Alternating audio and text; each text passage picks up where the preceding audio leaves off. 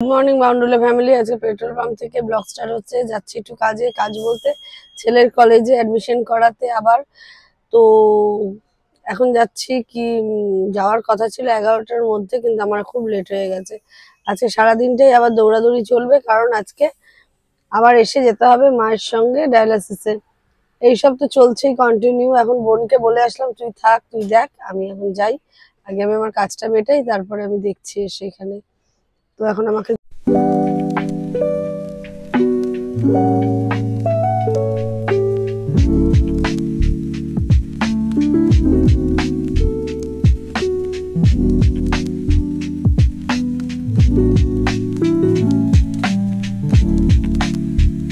যে পিছনে সাদা বাসটা, ওই বাসটা হচ্ছে বাংলাদেশের বাস, সৌহার্দ্য পাস। আমার পাশ থেকেও একটা চলে গেল, কিন্তু তখন তো আমি ওটাকে দেখতে পারিনি, কলে ছিলাম বলে।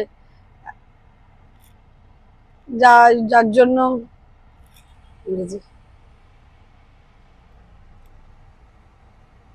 বাংলাদেশ দেখলেই এক্সাইটমেন্ট বেড়ে যায় আমার। বাংলাদেশে কিছু দেখলেই বাংলাদেশ তো আমার যেতেই হবে, যা হোক। কলেজ কলেজটা পৌঁছে গেছি, এখন কিছু ইয়ে আছে। 29।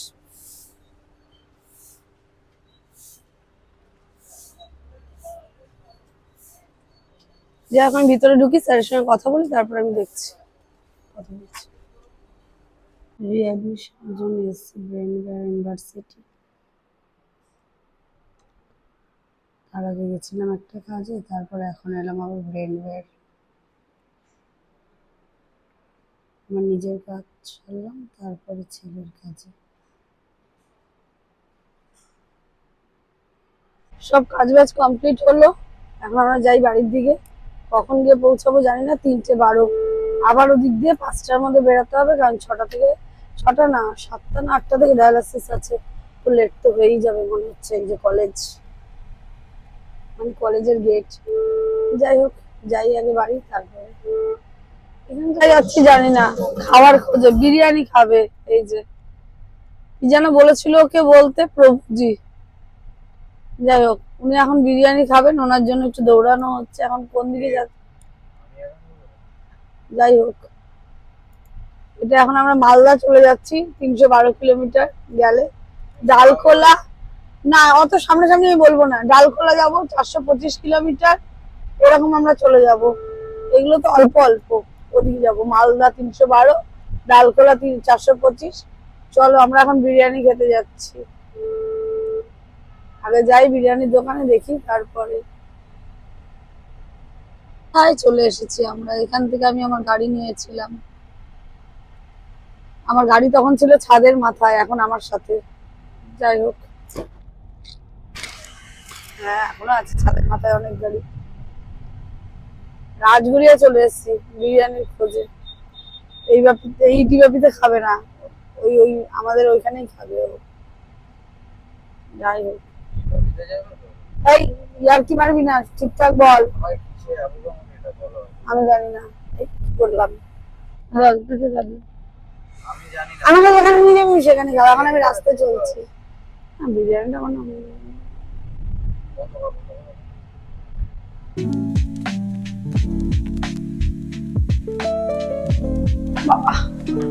তো ঢুকে গেছি এখন। এই যে বিল দেখা, মানে যখন আসবে তখন দেখিয়ে দেবো। বাট অ্যাম্বিয়েন্সটা দেখো জাস্ট। এই তো দেখো, একটু আমি ওয়াইড অ্যাঙ্গেলে নিয়ে নিই। ওয়াইড অ্যাঙ্গেলে হবে না, সরি। এই ভিউটা দেখো, টপ নচ।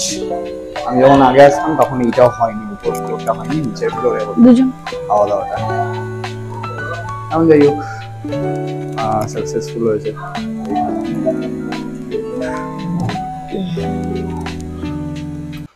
আগে ফিশ ফ্রাইটা এসে গেছে, আগে আমি ফিশ ফ্রাইটা ট্রাই করি, আফটার বিরিয়ানি।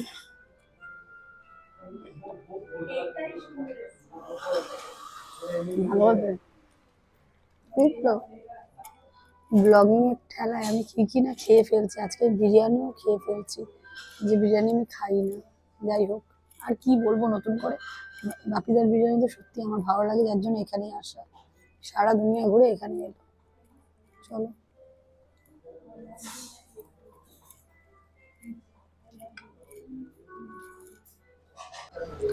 চামচ দাও আর যাই দাও, বিরিয়ানি মানে আমার ছেলে হাতেই খাবে সুন্দর করে। ও বলে হাতে বিরিয়ানি না খেলে খাওয়ার স্বাদ বোঝা যায় না।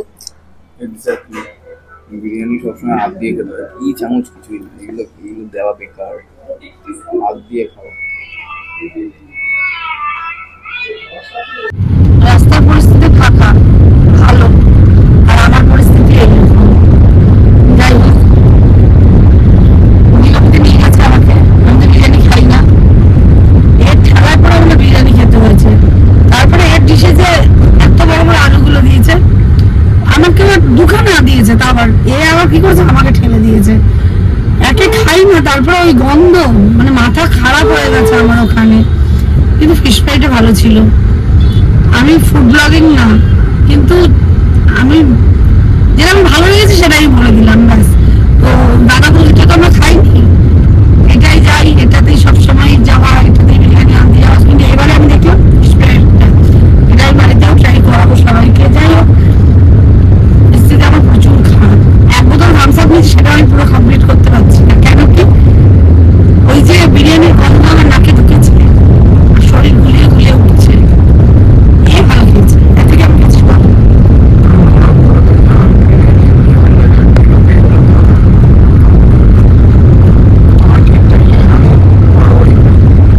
কত বড়াবড়ি খায়। যাই হোক, এখন বাজে 4:59, মানে 5টাই ধরি, বাড়ি যাবো, একটু জল টল খাবো, যদি চা পাই চা খাবো, খেয়ে আবার মাকে নিয়ে বেরোবো। মায়ের আবার ডায়ালিসিস আছে, মাকে দিয়ে আবার যাবো আরেকজনের আরেক জায়গায়, ওখানে ইনভাইট আছে। ইনভাইটটা আমরা জোর করেই নিয়েছি, মানে বললো তো আমি বলতে যাবো, ব্যাপারে হ্যাঁ হ্যাঁ। তো যাই, এখন আবার গেলে ওখানে দেখা হবে অনেকদিন বাদে একসাথে।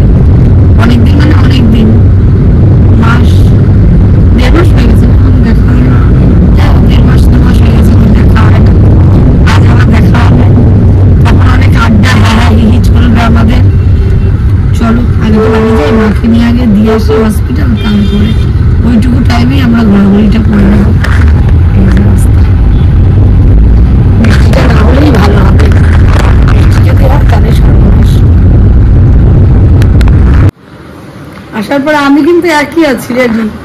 আমার ছেলেটার অবস্থা কি, ওর নাকি ওর বয়স হয়ে গেছে, লেটকে পড়ে আছে। আমি যাব এখন, একটু মুখ টুক ধোবো, মাকে রেডি করবো, করে আবার এখন বেরিয়ে যাবো।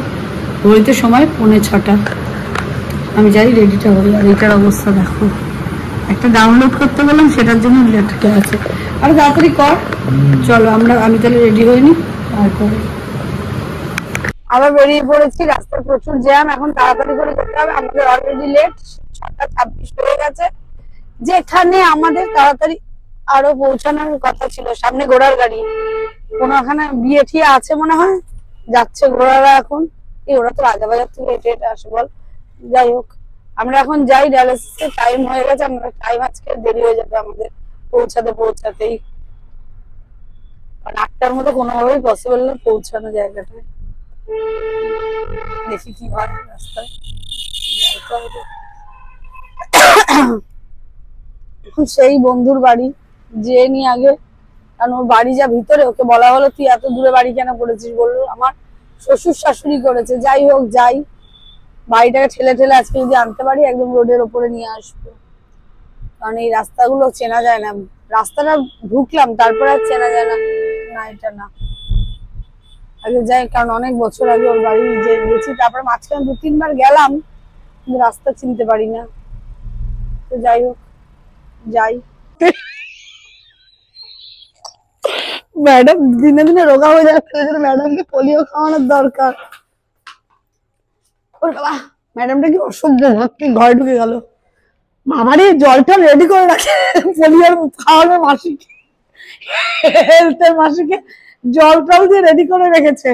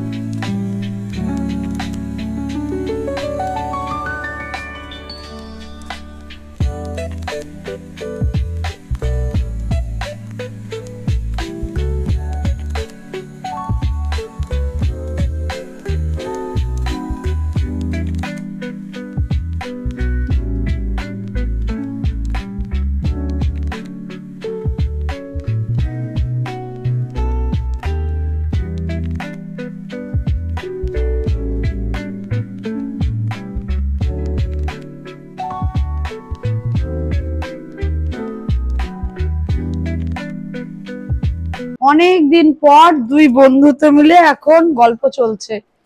ওই বন্ধুর নাকি পরীক্ষা, আরেক বন্ধু ল্যাদ খেয়ে শুয়ে পড়েছে। এটা কি? ওই যে আসলে গিফটও মেলে ওর বাড়িতে, এই জন্য ওই যে আমাদের সাবস্ক্রাইবার বলেছে কথা কম দিবি, গান বেশি দিবি। আচ্ছা, তো এখন খেতে বসে গেছি। এখানে চাউমিন আছে, চিলি চিকেন। আন্টি বললো যে বলতে বানিয়েছে, কিন্তু এটা বানানো না, এটা বাইরের। এই যে এখানে আমার ভাই খেতে বসে গেছে, ও সেম, মা খেতে বসে গেছে, আন্টিও।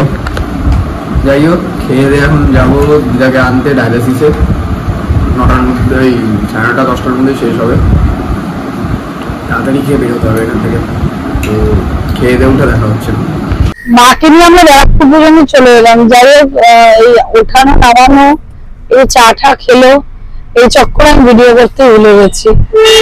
এখন আমরা এই তালপুকুর পেট্রোল পাম্প ক্রস করছি। এবার যাই বাড়ির দিকে, বাড়ি যেয়ে খাওয়া খাওয়াই করতে হবে। বাবা তো বাড়িতেই আছে, আমি বাবাই আর মা আছি। বাড়ি যাই আগে, রাস্তা ফাঁকা, এখন তাড়াতাড়ি বাড়ি যেতে পারবো। এত রাত হয়ে গেছে, চিড়িয়ামোড়ের অবস্থা এখন কিছুটা এইরকম।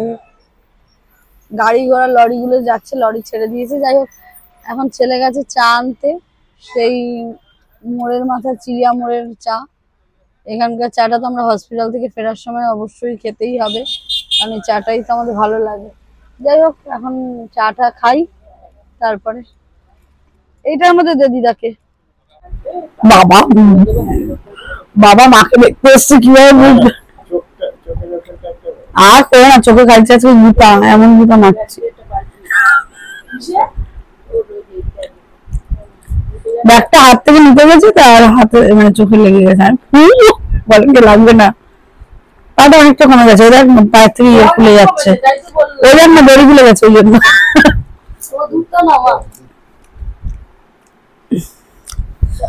যাই হোক, এখন তো গল্প টল্প চলছে। আমরা এসে খুব টায়ার্ড হয়ে গেছি, সারাদিন ঘুরে ঘুরে মাথাটা তো যন্ত্রণা। এখন আবার গাটা দিয়ে বিছানাটা পেতে শুয়ে পড়বো সবাই মিলে। আমি বোন সব আজকে নিচে ঠিক করেছি, আর মা বাবা সব উপরে, মা বাবা আর বাবাই সব উপরে, আমি আর বোন সব নিচে। এই পর্যন্ত যদি ব্লগটা ভালো লেগে থাকে, do like, comment, share and subscribe. আমরা আজকে মাটিতে শোবো, কারণ আমরা আজকে সবাই মিলে একবারে শোবো, তাই জন্য সেই জন্য আমরা আজকে মাটিতে বিছানা করবো, করে শোবো। ছেলে করবে এখন ব্লগ এডিট। চলো আজকের মতো গুড নাইট।